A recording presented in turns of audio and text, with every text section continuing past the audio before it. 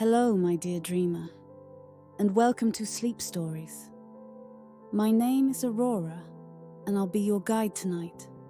Before we begin, I'd like to invite you to do something very simple. If you've been enjoying these stories, these little journeys into dreamlike worlds, please take a gentle moment to click that subscribe button so you'll never miss when a new sleep story is added.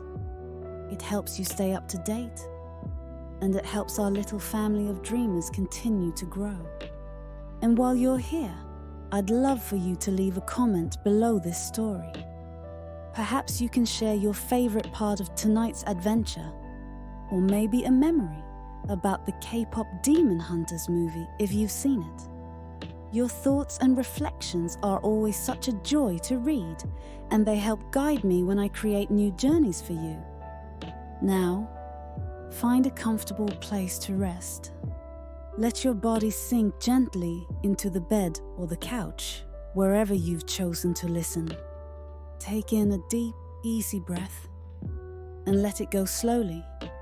Another breath, filling your lungs, and release, letting all the tension melt away. Tonight, I'll be telling you a story about some of our most beloved companions in the K-pop Demon Hunters universe. You might recognize them: the tiger, the steadfast guardian, the mischievous Magpie Sussie, always attracted to shiny treasures, and of course Jinu, with his gentle hands and his heart full of creativity. But tonight's tale is not one of battle. It is not about demons or danger or great quests. Tonight's tale is about something smaller, something sillier perhaps, but also something warm, comforting, and perfectly suited for drifting into dreams. This is the story of the tiger's top hat. The hunters had returned from their patrols, and the city was at rest. A calm stillness lingered in the air, like a soft blanket wrapping around every rooftop and alleyway. Lanterns glowed faintly in the streets outside, but most of the world had gone quiet. In a small corner of the compound, there was a workshop, and within that workshop sat Jinu. The young hunter was bent over his desk, shoulders relaxed, humming softly under his breath. His hands moved carefully, deliberately, as if each thread he pulled and each ribbon he cut carried meaning. Unlike the others who sharpened blades or cleaned their gear after missions, Jinu often stayed awake to craft. Not just tools or weapons, but little things, personal things, creations that brought lightness and laughter to their otherwise heavy lives. Tonight, the air in the workshop carried the gentle smell of fabric and fresh-cut ribbon. Tiny jars of buttons sat lined up on the shelves, their glass catching the moonlight that spilled through the open window. Spools of velvet and lace rested on the table, soft under Jinu's fingertips. And in the corner, curled into a relaxed ball of muscle and fur, the tiger slept, or at least pretended to sleep. Its golden eyes were half-lidded, watching Jinu through slits. Every time the young hunter shifted, the tiger's ears flicked, as if acknowledging him silently. The great beast's chest rose and fell in slow rhythm, each breath deep and steady, filling the workshop with a low, comforting presence. Even when resting, the tiger radiated a kind of majesty, the sort of aura that made Jinu say time and time again, "You deserve a crown." But a crown, Jinu thought, was too heavy, too stiff, too royal. No, the tiger needed something different, something playful, yet still dignified. Something that showed not only its strength, but its character. And so, tonight, Jinu was making a top hat. His fingers worked with quiet devotion. He shaped the brim carefully, trimming it to sit between the tiger's ears. He chose a deep fabric, black with a faint sheen, the kind that seemed to drink in moonlight and shimmer faintly in return. Around the base, he tied a ribbon of midnight blue. It reminded him of the night sky they often patrolled under, endless and watchful. And just for a touch of charm, he slipped in a small silver pin, one that gleamed like a fallen star. The tiger shifted in its corner, lifting its head just slightly. Jinu smiled at the motion. "Not yet," he whispered softly. "You'll see soon enough." The room seemed to breathe with him. The steady tick of the clock on the wall, the faint rustle of the tiger's tail against the floor, the whisper of fabric as he pulled the thread taut. Everything moved slowly, deliberately, like the whole world had agreed to slow down so this moment could last. Finally, at last, the top hat was complete. Jinu stood, holding it in both hands like a treasure. He crossed the small space to where the tiger sat, its eyes now fully open, gleaming gold in the dim lamplight. The tiger rose to its paws, stretching with a luxurious arch of its back. It padded forward, silent and regal, until it stood before Jinu. The young hunter laughed softly. "You're going to look incredible." And with gentle care, he placed the top hat right between the tiger's ears. The fit was perfect. The tiger blinked once, then twice. It gave a short huff through its nose, the faintest of approving grumbles, as though saying yes, acceptable. Jinu stepped back to take in the sight, and the grin that spread across his face was wide and uncontainable. His loyal companion, usually so fierce and imposing, now looked like a gentleman from another age, still regal, still proud, but with a spark of whimsy. "You're magnificent," Jinu whispered, half to himself. The tiger lifted its head higher, as if to agree.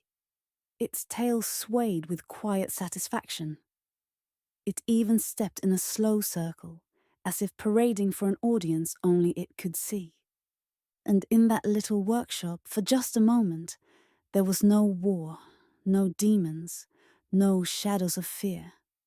There was only Jinu's quiet laughter, the tiger's proud strut, and the soft glow of moonlight painting everything in silver.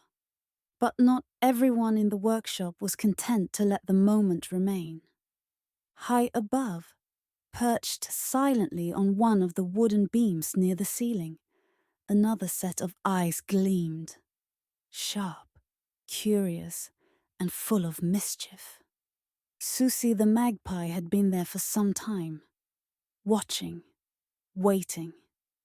Her feathers caught the dim light, shifting between shades of black, blue and violet, like oil spilled across water.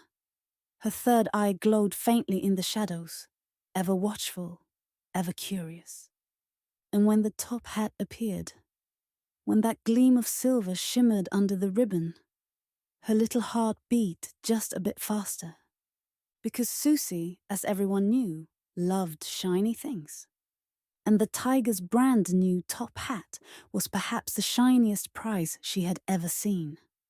She tilted her head, clicked her beak, and spread her wings. The tiger, still proud in its new top hat, stretched out its body with slow, deliberate grace. Its paws pressed against the smooth floorboards, muscles rolling under striped fur as it lifted its chin. The hat sat firmly in place, balanced perfectly between its ears.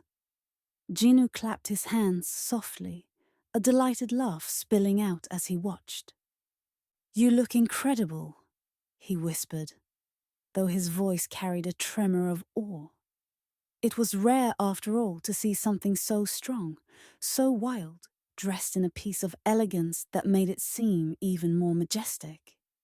The tiger huffed quietly, as though in agreement. The sound was low, almost like the rumble of distant thunder. But there was no menace in it. Instead, the sound carried pride, satisfaction, and perhaps even a little amusement. For though the tiger was a creature of battle and guardian of their world, it seemed to enjoy this small act of play. Jinu walked around it slowly, studying the fit of the brim, checking the angle of the ribbon. He tilted his head, nodded, then laughed again. Yes, perfect. You'll be the most fashionable of us all. The tiger lifted its tail high, gave a flick, and paraded a few steps forward as though to prove him right. But high above them, on the shadowed beams of the workshop ceiling, someone else had been watching all along. Sussie the Magpie tilted her head as her bright eyes followed the glittering silver pin that shone from the band of the hat. She shifted her claws against the wood, feathers rippling faintly as if stirred by her own excitement. Her third eye glowed faintly in the dimness, opening wider as she honed in on the prize. Susi loved many things. She loved scraps of ribbon, the clink of buttons, the sparkle of coins left forgotten on tables. But above all, she loved the shimmer of silver. And in that moment, the tiger's new hat was not just a fashion piece. To Susi, it was treasure. The magpie leaned forward, wings twitching restlessly. She waited. She watched. She timed her move. Below, Jinu had crouched beside the tiger once more, smoothing down its fur just beneath the hat. The young hunter was smiling, content in the peacefulness of the moment. And that was when Susi made her move. With a sudden flutter that stirred the quiet air of the workshop, the magpie swooped down from the beams above. Her wings spread wide, catching the lamplight in flashes of violet and indigo. In a blink, she darted between Jinu and the tiger, her beak snatching the ribboned hat clean off the tiger's head. The tiger froze, blinking in shock. Its ears twitched wildly, the sudden loss of weight on its head sparking instant disbelief. Jinu, caught entirely off guard, gasped and stumbled backward as the bird shot past him in a blur of black feathers and silver shimmer. "Sussie!" Jinu cried out, his voice more startled than angry. The magpie let out a triumphant squawk, wings beating powerfully as she darted out the open window into the night. The tiger's golden eyes widened. A low growl began deep in its chest, rolling outward like an earthquake gathering strength. It wasn't rage. It wasn't even aggression. It was something different. Something like insult. The top hat had been a gift. A crown of sorts, though playful in its design. And now it was gone. Stolen. The tiger swung its head toward the window. Its tail lashed once, hard, striking the floor with a heavy thump. Then with a sudden burst of energy, it bounded forward, leaping onto the sill in a single motion. Jinu hurried after it, clutching at his side as he caught his breath. "Wait! Don't! Oh, for heaven's sake! Don't knock over the table!" But the tiger had already slipped outside, silent as moonlight, chasing after the flutter of wings that carried its stolen prize away. Jinu groaned softly, brushing hair from his eyes. Always some kind of mischief with that bird. He hurried after them, his steps lighter, but far more clumsy than the tiger's sure-footed grace. Outside, the night stretched wide. Lanterns flickered faintly along the edges of rooftops, their glow softened by drifting mist. The city was hushed, its streets empty, its windows shuttered as the world slept. Susi darted from roof to roof, her wings slicing through the cool night air. She carried the top hat tightly in her beak, the silver pin flashing as it caught the light of a passing lantern. The tiger followed below, leaping over narrow alleys with fluid strength. Its paws landed without sound, its tail flicking for balance as it bounded forward, eyes locked on the shimmering pin ahead. For every leap Susi made skyward, the tiger answered with a leap of its own on the ground. The two of them locked in a strange, playful chase. Jinu trailed behind, his breath coming hard, but still he ran. He could see the glimmers of silver above and the faint outline of the tiger darting through the fog, and though his legs ached, he couldn't help but smile. There was something absurdly wonderful about this. The great guardian of their group, chasing a magpie for a hat. And yet, it was so perfectly them. The chase wound through narrow alleys, across courtyards, and beneath strings of lanterns swaying gently in the night breeze. Susi laughed in her way, not with words, but with shrill, gleeful squawks, delighted by the game she had created. The tiger, though outwardly serious, had begun to reveal something else too.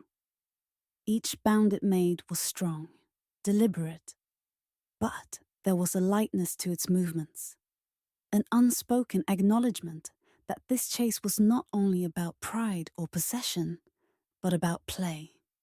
At one point, the tiger landed too close to a window ledge where a clay flower pot rested. The pot wobbled, teetering dangerously, the soil within shifting with a faint crunch.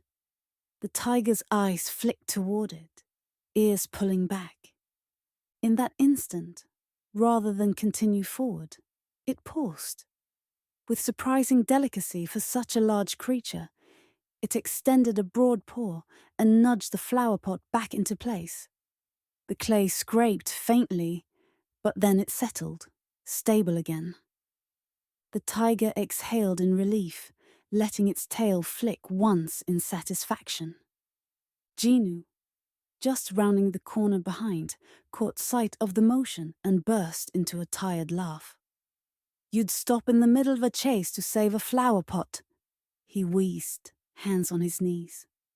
"Always the gentleman?" The tiger looked over its shoulder briefly, giving him a stare that might have been serious, though the gleam in its eyes betrayed amusement.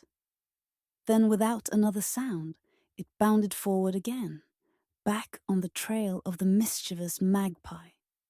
Susi, high above, had seen everything. She tilted her head in confusion, then gave a chirp that almost sounded like a laugh of her own. Perhaps she admired the tiger for its courtesy, or perhaps she simply found it amusing. Either way, she clutched the top hat tighter in her beak and soared higher, determined to make this game last a little longer. And so, the chase continued. Through alleyways, past lanterns, across rooftops. The tiger below, silent and strong, the magpie above, quick and shining. And Jinu behind them both, panting, laughing, urging them to come back before someone woke to find their midnight antics. The night was no longer silent. It was alive, full of soft laughter, wing beats, and the rhythmic thump of paws on stone. And though the tiger's pride was stung and Jinu's gift had been stolen, there was something in the air that felt joyous, almost childlike.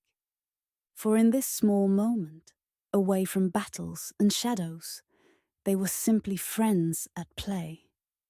The tiger sat beneath the moonlight, his large paws resting on the cobblestones as he tilted his head upward. The flower pot lay overturned nearby, its bright blossoms scattered across the ground like pieces of a fallen star.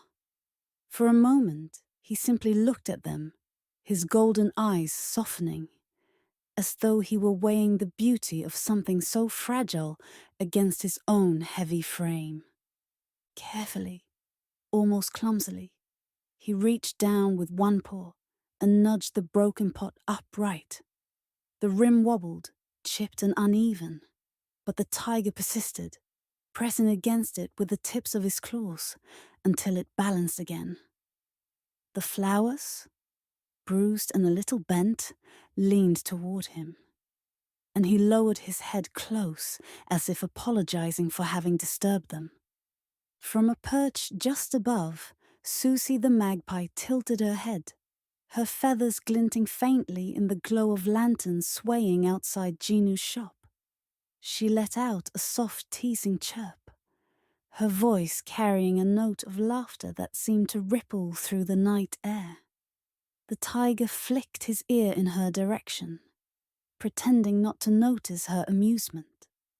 Inside the shop, Jinu peeked out, watching silently as the scene unfolded. His hands were still dusted with fabric trimmings from the half-finished top hat on his workbench. He had been so intent on surprising the tiger with it, imagining the grand sight of his friend wearing it with pride.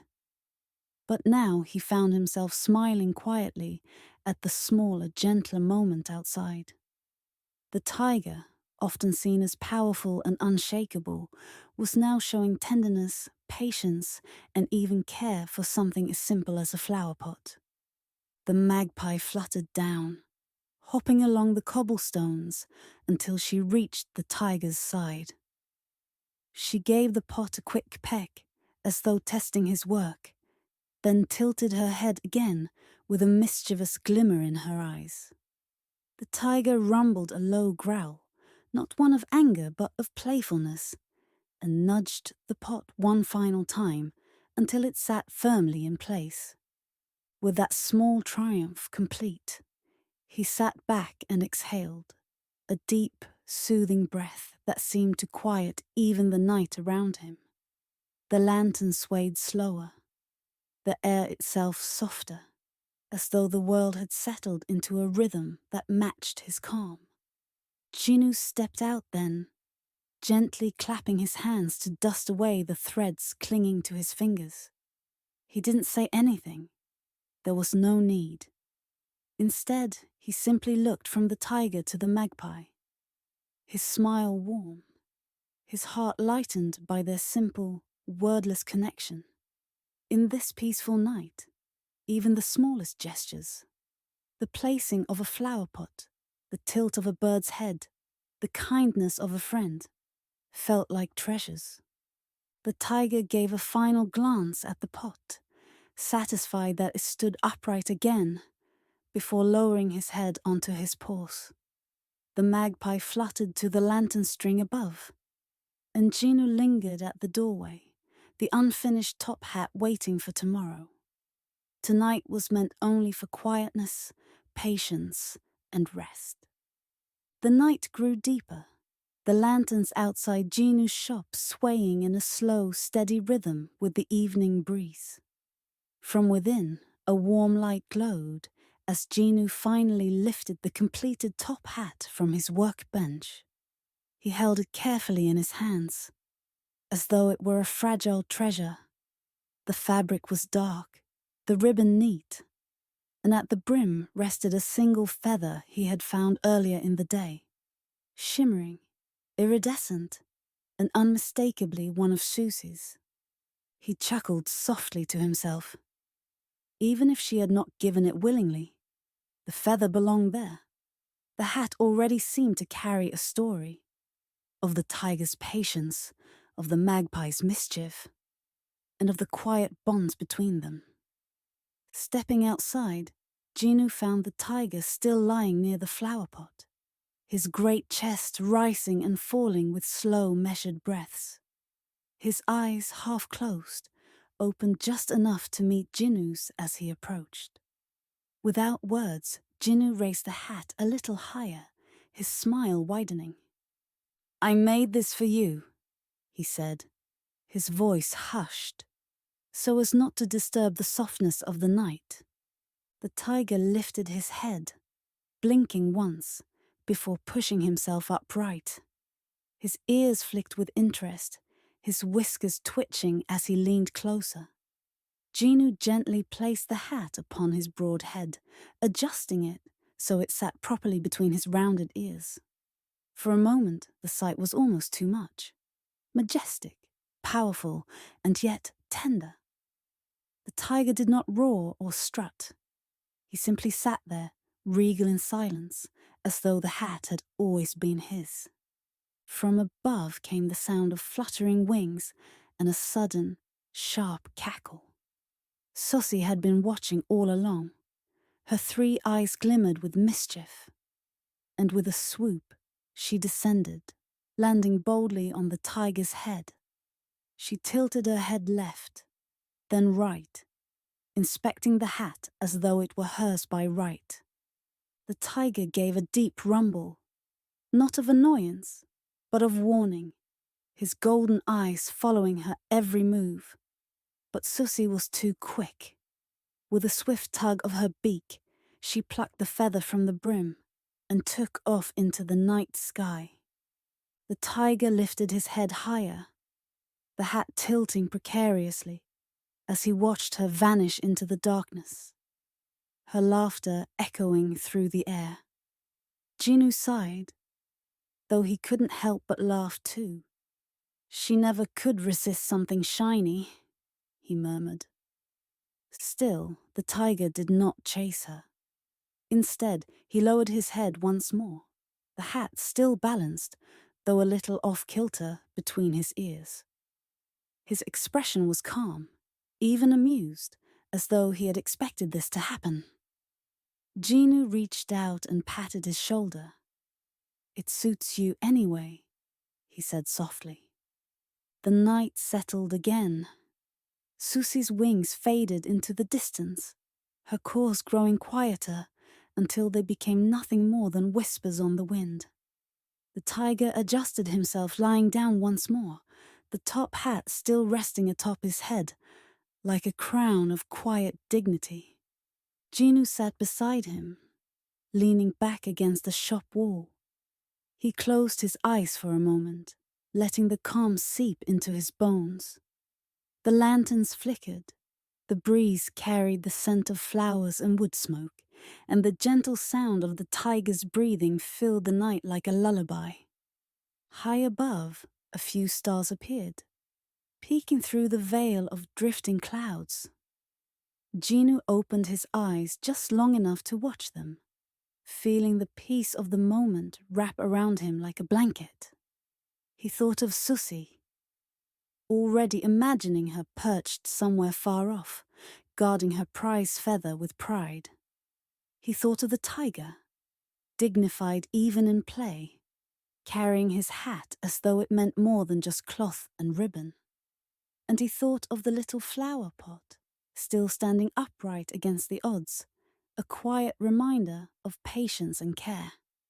The night was not about grand battles or songs of victory. It was about small things. A feather, a hat, a flower pot, a laugh shared between friends.